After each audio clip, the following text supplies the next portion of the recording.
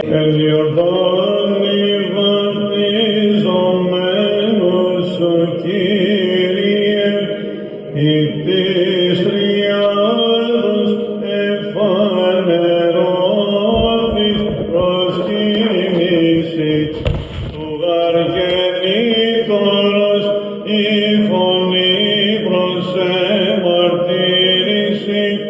αγάπητον σε Υιόν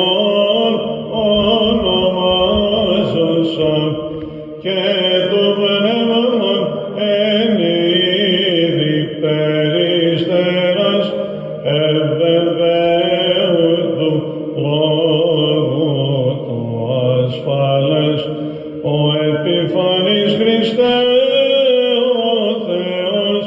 και τον κόσμο φωτίσας δόξα.